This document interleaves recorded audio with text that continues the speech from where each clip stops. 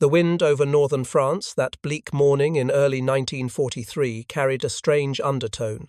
Even inside the cockpit, sealed against the winter air, the 26-year-old Oberleutnant felt its pull, the kind of invisible pressure that precedes a test no sane man would choose. From below, the channel glimmered dully under low cloud, reflecting only hints of the sun.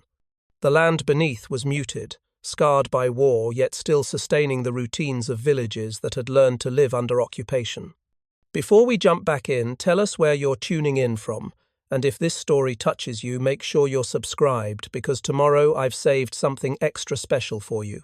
He sat straight-backed in his Messerschmitt Bf 109G, the machine vibrating faintly under power. His gloved hand rested on the throttle.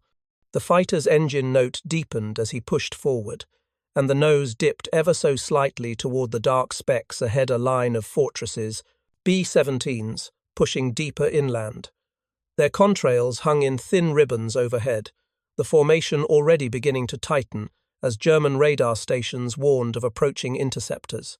He knew those silhouettes better than many Americans who flew them. He knew the power of their guns, the thickness of their armor, the resilience of their wings. He also knew that, when flown properly, nothing in the Luftwaffe arsenal could stop them head-on. And yet, he guided his fighter toward them anyway, nose to nose, a tactic many German pilots still whispered about as suicide. Oberleutnant Egon did not think of himself as fearless. He thought of himself as methodical, patient, and above all, determined to solve impossible problems with precision rather than ferocity. But in that early winter sky, the distance between patience and recklessness narrowed to a single question. Could one man force open a path through layers of metal, discipline, and firepower by flying directly into their teeth? The bombers advanced 10, then 20, then dozens. Their engines hummed steadily, a mechanical tide rolling toward the Reich. Each B-17 carried 10 men. Each man was trained, armed, and watching. Their guns, Browning .50 calibers, could spit shells thick enough to tear a fighter in half. Spaced across the formation, they created a moving fortress whose killing field extended hundreds of yards in every direction. From thousands of feet above the French countryside, Meyer saw not the individual aircraft, but the system, mass, firepower, momentum, doctrine. America's strategy had become clear by 1943. Daylight bombing of German factories, transportation networks, and industrial centers would continue until the Reich lacked the material capacity to wage war. At the center of that strategy sat the B-17, the Flying Fortress, a machine designed to survive concentrated gunfire and return home even when bleeding oil and flame. German fighter pilots were asked to stop them. To do so, they faced an unending line of formations, escorting wave after wave of industry and resolve across the channel. Meyer eased his breathing, felt the tension in his neck, and continued closing. It had not always been like this. In 1941 and 1942, bomber streams were smaller and targets nearer the coast. German fighter wings could engage in rolling attacks and break apart formations with less risk. But by early 1943, American units had grown in number and confidence. The 8th Air Force was prosecuting a campaign over the continent that relied on endurance and attrition, not on a single decisive engagement. Their command believed that if enough bombers survived to hit their targets and return, German industry would crack. The Germans, strained on multiple fronts, could not afford such a trade.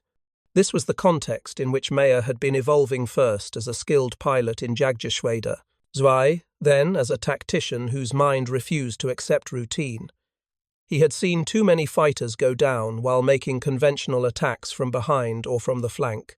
Approaching from the rear meant diving into a wall of overlapping turret fire. Approaching from the sides meant facing crossfire from waist and dorsal guns. Fast slashing attacks could sometimes work, but rarely. The turrets of the Flying Fortress could traverse quickly. Their gunners were well trained. In the rear hemisphere of the bomber stream, a fighter pilot was entering a zone of interlocking fire, where concentration and survival were separated only by chance. Meyer believed chance was not a strategy. His eyes narrowed as he closed. The edges of his oxygen mask were crisp with frost. Beneath his feet, the rudder pedals trembled lightly. He could feel, rather than hear, the muted rhythm of the Daimler-Benz engine, its 12 cylinders pushing his aircraft through the frigid air. Ahead, the first B-17 began to loom, its immense silhouette blotting out the horizon. A passing thought slipped into his mind, a memory of his earliest flight training along the Rhine, when instructors had told him that every fight was a negotiation between distance, speed, and angle. The pilot who understood this equation best survived. The pilot who fought against it died. Now, in the winter sky, he would test the boundaries of that equation. He angled upward slightly, aligning his nose with the bomber's cockpit. He knew the math. The faster he approached, the more difficult it would be for the gunners to track him. The frontal defences of the B-17 were its weakest. Only a few guns controlled the forward arc. The chin turret added later in the war had not yet become universally available, and those that were present lacked full coverage. Closing at speeds greater than 300 miles per hour, Meyer had perhaps 1 or 2 seconds of firing opportunity. If his aim was true, his cannon and shells could reach the bomber's cockpit or engines. If not, he would blow past before the gunners could adjust. He also knew that his own escape from such an approach depended on momentum. There would be no time to linger, no time to chase. This was not dogfighting. This was surgery, one swift incision, then gone. The bomber formation spread high overhead, sunlight striking their wings, turning them into floating silver arcs. The contrails stretched behind them like long scars. Somewhere in those machines, dozens of men looked out over France, counting seconds until German interceptors climbed to meet them. Meyer went in. His index finger tightened on the gun button. He felt the plane shudder as the MG-151 cannons spat 2 brief volleys. Shells streaked forward, nearly invisible. In the moment before they struck, he saw something that would stay with him, a fleeting outline of a man behind the bomber's glass, leaning forward, hands on controls, unaware of the imminent impact. Then the shells hit, and the nose of the bomber jerked sideways, smoke fanning out across the slipstream. Meyer pulled up sharply, feeling his stomach drop as gravity pressed against him. Wind roared across the canopy. In the seconds before the formation's return fire could converge, he was gone, rising through the cloud layer, vanishing into the diffused winter light. Behind him, the bomber drifted, falling slowly from formation. He did not smile, he did not cheer. His mind had already begun calculating the next approach, not for this engagement, but for every engagement to come. In his squadron ready room days earlier, he had outlined his idea to fellow pilots. Head-on attacks, conducted at high closing speed, targeting the nose of the bomber, stripping away leadership and control. He had explained that the key lay not in surviving the attack. Survival came second, but in delivering precise fire at the moment of greatest vulnerability. Some shook their heads. Others dismissed it entirely. But Meyer understood what many had not yet accepted. The Luftwaffe could no longer rely on numerical advantage, long training cycles, or the casual Luftwaffe superiority that had characterized early years of the war. The Soviet front, the Mediterranean, and the defense of Germany stretched resources thin. The daylight raids would only intensify. What mattered now was not tradition, but innovation. I had been told that war was mostly waiting, and though I doubted it at first, living in that ruined town for nearly 3 weeks proved the saying true. The days felt endless grey mornings melting into darker afternoons, evenings into uneasy sleep filled with air raid echoes and the rasp of distant artillery. Every moment we waited for movement orders, reinforcements, or the next inevitable German counterattack. Yet nothing came but cold wind and exhaustion. The town St. Malo, though barely recognizable, had once possessed a quiet beauty. Not anymore. Streets were choked with rubble, shattered glass crunching under boots. The church's stone steeple lay sideways across the square, smothering what had once been a lively bakery. The air carried that sour smell of burned timber and cordite too familiar now. Even the cats had left, and with them the last illusion of normal life. Preparing and narrating this story took us a lot of time, so if you are enjoying it, subscribe to our channel, it means a lot to us. Now back to the story. Our small unit dug in among the ruins, turning cellars into makeshift bunkers. Rain dripped from broken roofs, pooling in corners where wounded men shivered under thin blankets. The only steady sound was Sergeant Miller's voice, always counting heads, always reminding us to keep rifles clean and bayonets ready. Odd how a man's voice could become more familiar than his family's. In war, you lived and breathed with the men around you. You shared foxholes, rations, fear. I learned more about those men in 3 weeks than I had learned about my neighbors in 3 years.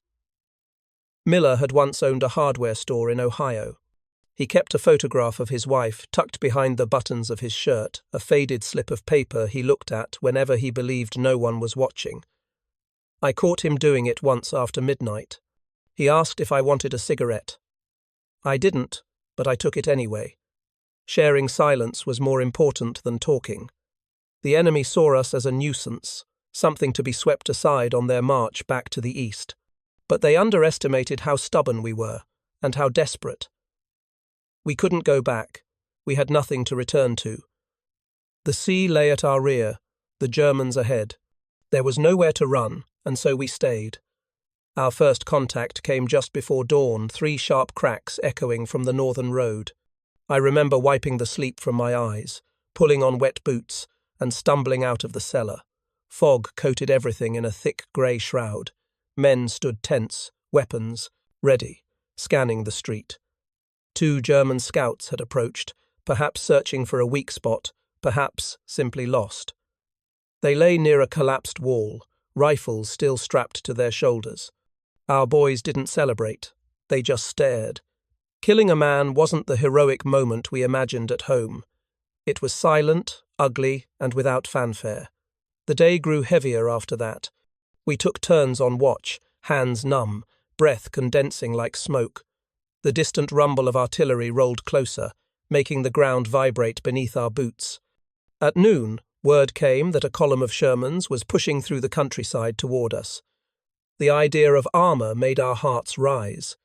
Steel meant protection, strength. We imagined the thunder of engines reverberating through the valley, fresh faces, ammunition, food. Above all, the promise that we were no longer alone. Hours passed. Then, finally, the roar of engines reached us.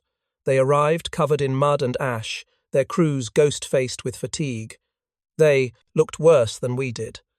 One tank had lost its commander to a sniper only the day before. Another had thrown a track and barely limped into town. Reinforcements didn't bring relief, they brought stories. Stories of enemy tanks prowling the woods, of mines on the roads, of villages burned to keep supply lines open. The war was shifting, and we were still beneath its crushing wheel. The next morning we moved out, pushing east through thick woodland. The ground was slick with rain, and the pale wind cut through coats. Our boots sank into the mud, and every step felt heavier than the last. The Shermans crawled beside us, engines rumbling like restless beasts. Corporal Hayes, the youngest among us, pointed out shell fragments embedded in tree trunks. "Must have been a big one," he muttered, running his fingers across the metal. He didn't know I saw his hand shaking. War turns boys into ghosts before their time. About midday, we encountered the first real sign of German occupation, a farmhouse abandoned in haste. The door hung crooked, one hinge torn loose. Inside, the table was still set, plates arranged, silverware neatly aligned. A pot sat cold on the stove. There are few things as haunting as evidence of a life suddenly uprooted. No gunshot marks, no blood, just absence. Hayes lifted a toy wooden horse from the floor. He stared at it, maybe thinking of his own younger siblings.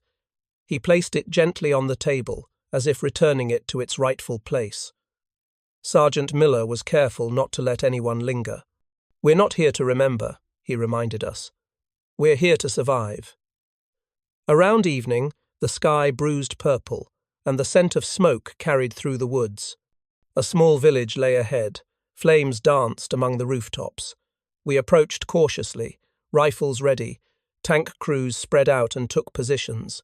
The village wasn't abandoned. Civilians ran through narrow alleys, screaming. German troops had already set fire to half the Kummes, houses, their silhouettes darting between buildings like shadows. We advanced quickly, moving from cover to cover. The firefight erupted fast and violent. Bullets cracked through the cold air, splintering wood, chipping stone. The Shermans fired 2 rounds into a machine gun nest, sending fragments and smoke skyward. We pushed deeper into the village. I found myself inside a stable, hay burning on the floor. A German soldier rose behind a trough, rifle raised but too slow. I fired first. He fell, eyes fixed on the ceiling beams. I stepped closer to see if he moved. He didn't. A horse screamed behind me, trapped by flames. I couldn't help it. When the fighting stopped, the village looked more like a scar than a place humans once lived. Smoke hung low, heavy as grief.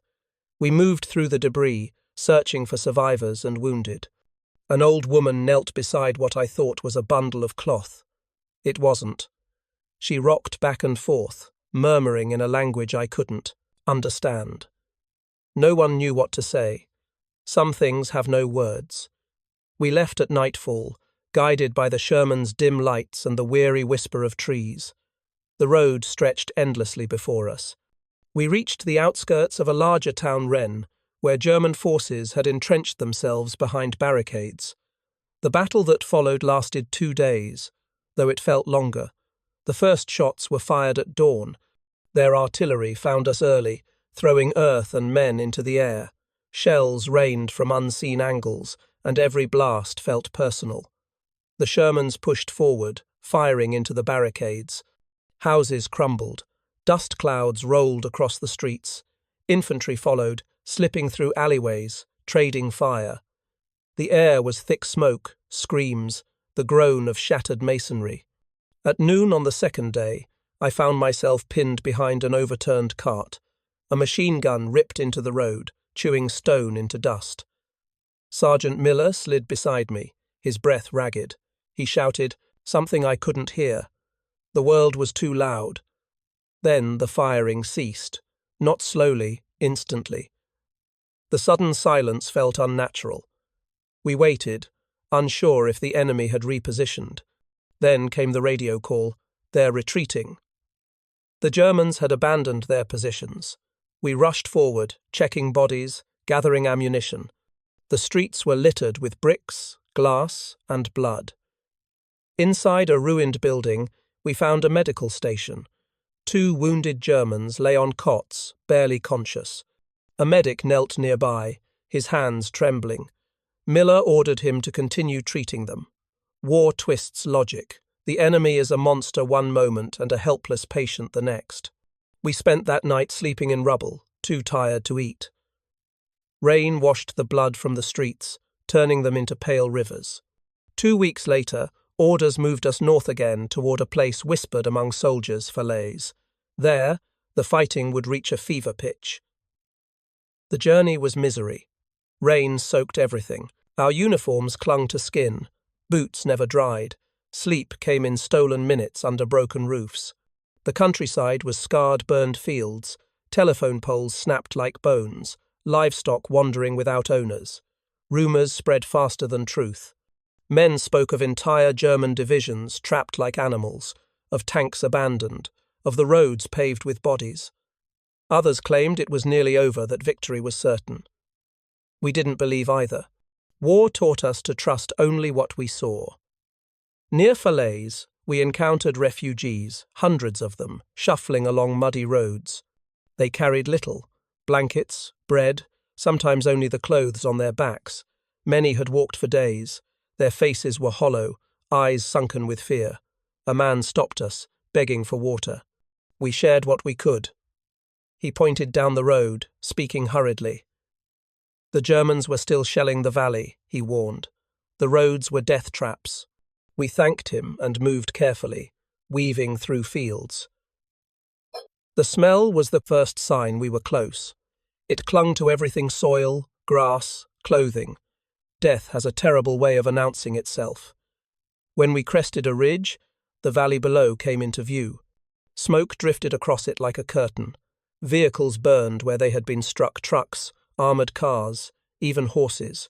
Bodies lay everywhere. Some clustered near ditches, others sprawled alone. The carnage felt beyond comprehension. Our commander ordered us forward. The Shermans picked their way through the wreckage, careful not to trigger unexploded shells. We followed, silent.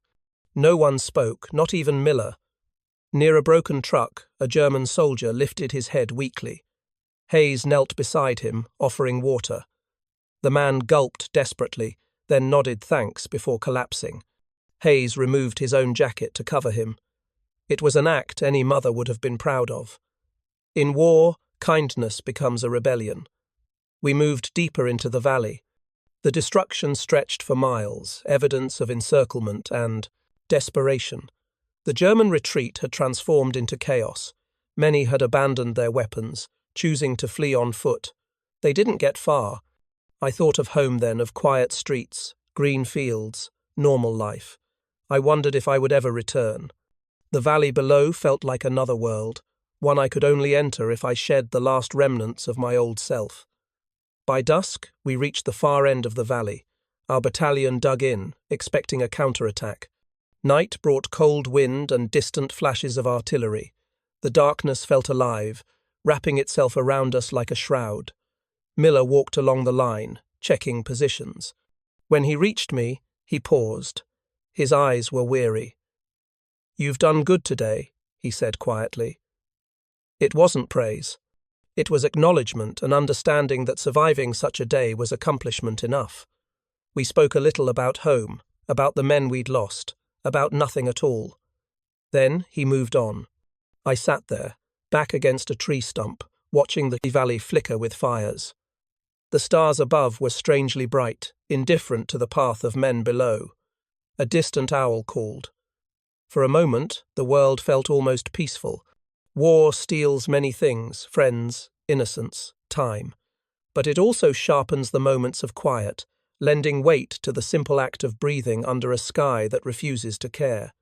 As I drifted toward uneasy sleep, I wondered how this story would end, if anyone would remember the nameless, the forgotten, the ordinary men who simply marched because they were told to. History remembers victories and generals.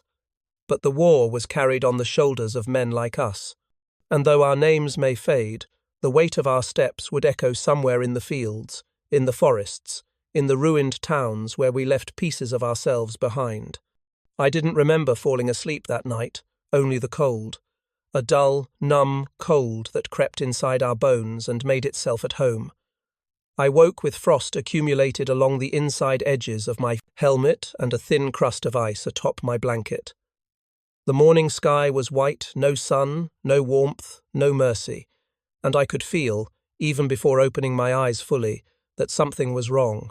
It was too quiet, no distant artillery, no tank engines, no angry German machine gun bursts, only stillness, the kind that comes before a storm when nature holds its breath. I pushed myself up and saw Lieutenant Parks crouched a few yards away, whispering to Sergeant Vega. Whatever he was saying, it was serious enough that both men wore faces stiff as frozen leather. Vega motioned for me to come over. "We just got word," Parks murmured. "The Krauts are repositioning east, likely preparing a counterattack. We're going to be the plug holding back their flood." I felt my stomach hollow out. We barely held this ridge. Half of us were frostbitten. All of us were exhausted. If the Germans came again with armour this time, we wouldn't stand a chance. Still, soldiers don't get to choose the field. We only fight where we're told. We spread ourselves along the snowy ridge overlooking a valley that seemed endlessly wide. The ground sloped into a narrow road where the forest opened like a funnel toward our lines. The snowfall masked everything: tracks, movement, distance, and turned the landscape into a ghost world. I settled behind a log with my rifle barrel poking over the top. My fingers, stiff as rusting hinges, fought the rifle's cold metal. The snow numbed them instantly, making every movement a struggle. Corporal Hughes whispered beside me, clutching his Browning automatic rifle. His teeth chattered loud enough that I thought the enemy might hear. "You think they'll come straight up the centre?" he asked. "They always do," I replied, though I wasn't convinced. The Germans were too smart, too desperate. They wouldn't throw men away unless they had something bigger behind them. Time passed. Minutes, maybe hours, I couldn't tell. The sky remained, the same bright, bleak grey. The wind cut through our coats like knives, and the uniforms that once protected us now felt like thin paper. Then came the sound, distant, metallic clanking. Not the crisp rumble of American Shermans. No, this was sharper, angrier. Panzers. My breath caught. I felt sweat forming under my helmet despite the cold. Hughes muttered something that might have been a prayer. The first dark shape emerged through the snowfall, a German Mark IV, followed by another. Their guns pointed upward like stiffened fingers. Infantry swarmed behind them, grey figures blending into the winter wasteland. Lieutenant Parks yelled, "Hold! Wait for my command!" The tanks advanced, crushing branches and snow beneath their treads. They were methodical, unstoppable, like predatory beasts sniffing for prey. The world became sound. Fire! Our ridge erupted, rifles cracked, the bar spat angry thunder. Mortars barked from the rear, sending shells arching downward. Snow plumed, upward as explosions rocked the valley. German soldiers dropped, twisting into the snow. But still they came. The Mark IV tanks returned fire. Their shells screamed overhead, smashing into trees and sending splinters whipping through the air like wooden spears. One shell detonated behind us, and the concussion knocked me forward onto my face. Snow filled my mouth. My ears rang violently like church bells swung by giants. I wiped my face and scrambled back to the log. Hughes had already moved, firing short bursts, calm despite the chaos. Sergeant Vega shouted orders from further left. I could barely hear him. "Keep them pinned. Aim low."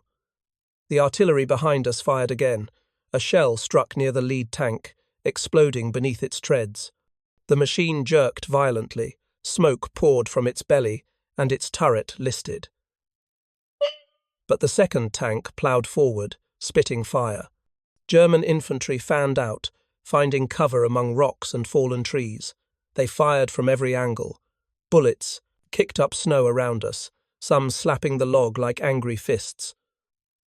One ricochet grazed my helmet. I felt the jolt rattle my teeth. We fought until my rifle felt like an extension of my body, heavy, warm, purposeful. My fingers bled from reloading. The Germans pushed closer, climbing the slope, yelling, "Vorwärts!" Their voices echoed in the valley like ghosts. Hughes emptied his BAR and reached for another magazine. He shoved it in and continued firing, his face a mix of focus and terror. Then his weapon jammed. No, come on. He frantically tugged the bolt. Before I could help, a mortar shell detonated nearby. The world spun.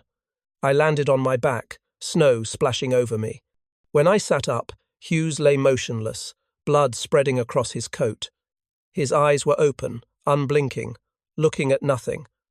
I crawled to him, hands shaking. A jagged shard of metal protruded from his side. His blood steamed against the snow. "Hughes, stay with me, just stay." His lips twitched. "Cold," he whispered. "I know," I said. "Just hang on, you'll be okay." But his eyes slowly lost their light. His body went still. Something inside me snapped, not loud or violent, but like a quiet string giving way. I grabbed his BAR and rose from behind the log. "Bastards!" I fired downward at the advancing infantry. The BAR roared. German soldiers ducked or fell. A machine gun below responded with a stuttering burst. Bullets hissed past me, but I kept firing until the barrel smoked like a chimney. Lieutenant Parks crawled over, grabbing my arm. "We're pulling back. They're flanking." I hesitated, frozen between anger and grief. "Soldier!" Parks shouted. "Move!" I took one last look at Hughes. His helmet sat askew, snowflakes collecting on his lashes. Then I forced myself to crawl back. We retreated along a narrow deer path through the forest. Our boots broke through crusted snow, sinking deep. Branches clawed at our faces. I stumbled more than once, my legs numb. Behind us, German shells shattered the ridge. Trees toppled like dominoes. Sergeant Vega led us deeper into the woods. His face was streaked with ash, his right sleeve torn. Parks kept to the rear, limping slightly. When we reached a small clearing, we collapsed. 9 men remained out of 14. Some were wounded, all looked half dead. Private Greer sobbed quietly, holding his arm which bent unnaturally. Medic Stern worked fast, wrapping bandages, trying to calm the wounded. I sat with my back against a tree, breathing raggedly. Parks knelt in the snow, drawing a rough map with his glove. "We can't hold them here. We'll fall back to Hill 782. If we lose that, the line breaks open." Vega nodded. "What about artillery?" "Minimal. They're stretched thin." "And armor?" Parks didn't answer. His silence said everything. Suddenly, a faint voice crackled through the radio. Stern adjusted the dial. "Thunder Actual, this is Lightning 2. Hold, at all costs. Reinforcements en route. ETA unknown." Unknown. That could mean an hour or never. Snow began falling again, thick flakes swirling like ash. The forest darkened, shadows folding over us. The cold pressed deeper, settling into marrow. "We should move," Vega said. "If they find our trail." He didn't finish because a distant crack echoed like splitting wood. A sniper. "Down," Parks hissed. Another shot. Snow puffed beside Vega's boot. We crawled behind trees and rocks. My heart hammered against my ribs. The forest shifted, each branch now an enemy eye. I squinted downhill and spotted a faint silhouette perched on a broken stump. He was patient, still, confident. Parks tapped my shoulder. "Take him." I swallowed hard and raised my rifle, steadying my breath. The cold made my hands tremble, but I slowed them. Just like training. Breathe in, exhale halfway. Squeeze. The shot cracked. The silhouette jerked backward and vanished. "Move!" Vega shouted.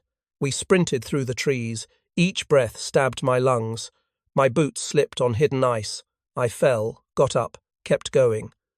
The forest seemed endless, just white and grey. Finally, the trees thinned and a hill rose before us. A cluster of foxholes and sandbags crowned its top. 4 weary American soldiers stared down, rifles aimed. Vega waved. "Friendly, friendly." They looked relieved. "Thought you were Krauts," one yelled. "Wish we were," Vega muttered, climbing up. We joined them at the hilltop. The position was pathetic half-collapsed foxholes. A single 30-cal tripod set behind frozen logs, a radio operator shivering under a poncho. "How many?" their corporal asked. "More than we can count," Parks said. "Armor too." The corporal's face paled. He motioned to his men. "Positions!" We dug in. I shared a foxhole with Private Abel, a scrawny kid with freckles and a 1,000-yard stare. He barely spoke, only breathing quick, shallow breaths.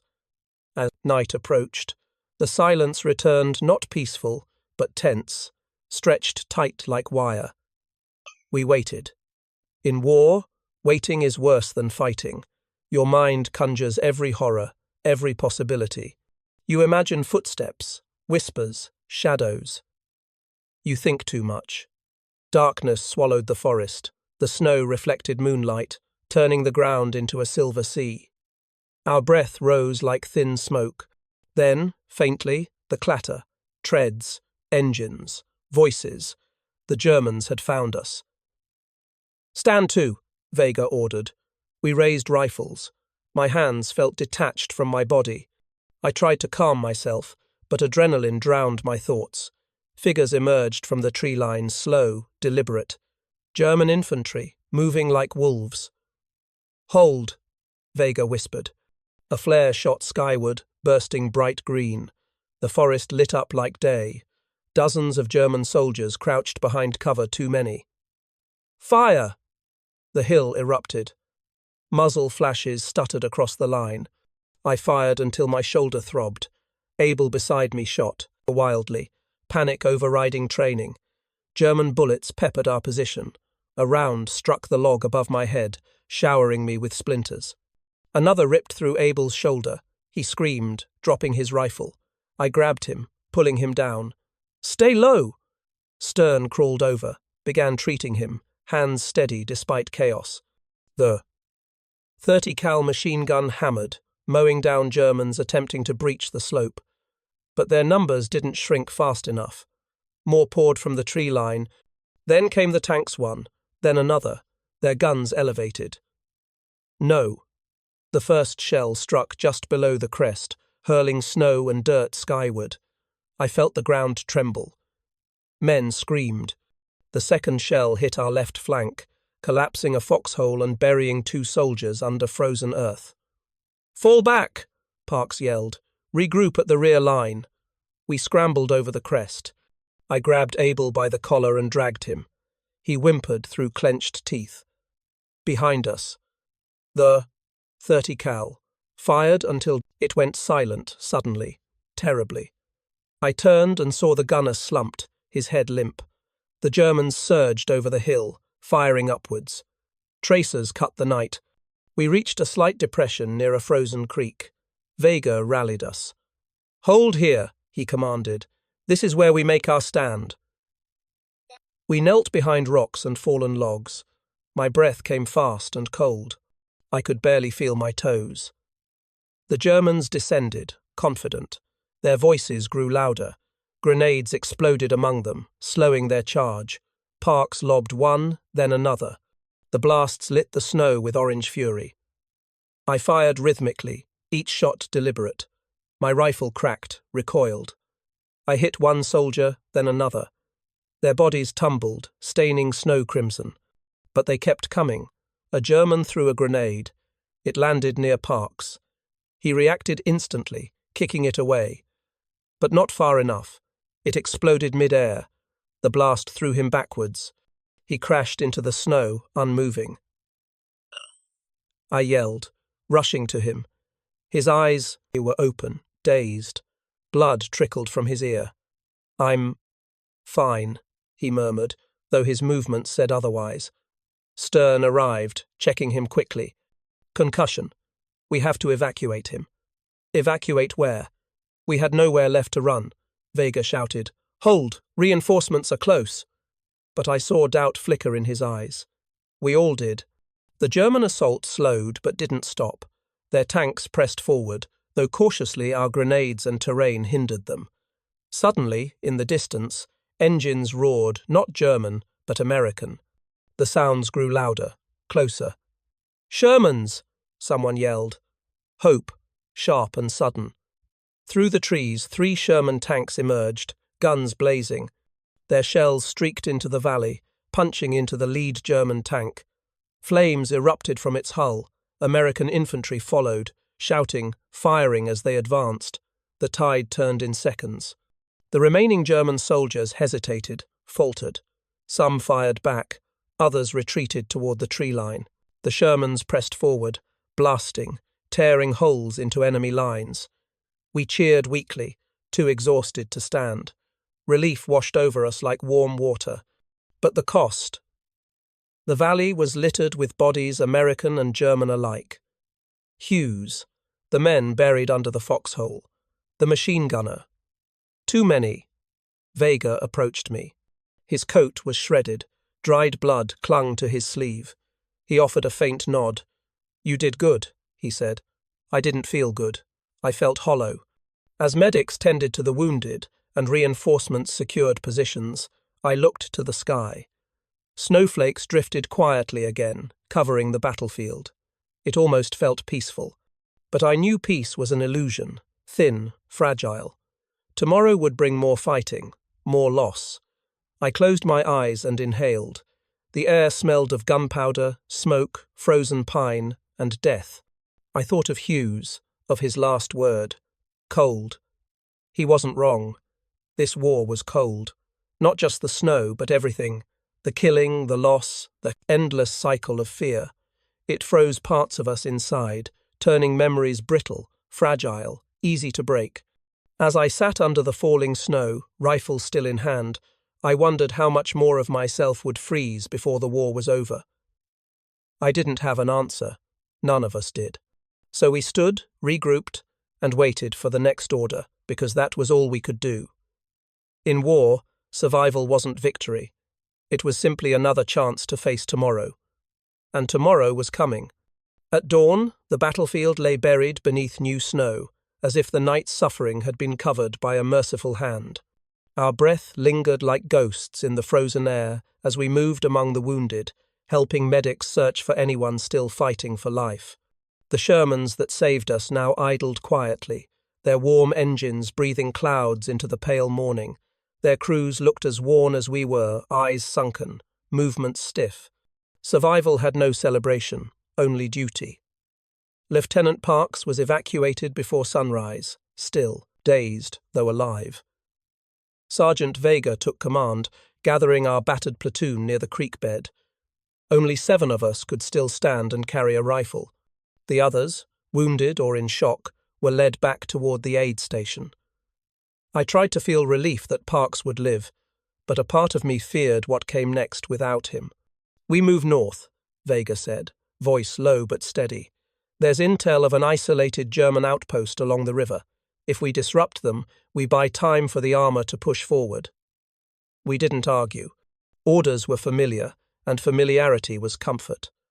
We followed the riverbank, trudging through waist-deep snow. Ice crackled beneath our boots, wind clawed at our faces. Now and then we passed rifles half buried in the powder, their owners nowhere in sight. The silence felt too big, somehow heavier than the gunfire that had filled the night. After several miles, the forest thinned. A wooden cabin sat alone near the river, smoke curling weakly from its chimney. Vega signalled. We spread out, crouching behind logs and trees. I could hear the river gurgling beneath ice sheets, quiet but alive. Private Abel, his wounded shoulder freshly bandaged, stayed low beside me. His face looked older, fear had chiseled new lines overnight. "2 inside," Vega whispered after peering through binoculars. "Maybe more." We go quiet. Snow swallowed our steps as we advanced. My heart thumped louder than I liked. At 20 paces, Vega raised his fist. We stacked at the door. He kicked it open. Inside, 2 German soldiers spun toward us, shock frozen on their faces. One reached for his rifle. Abel fired first, dropping him. The second raised his hands, trembling. He couldn't have been older than 16, cheeks still soft. His eyes darted between us, swallowing fear. Vega ordered him outside.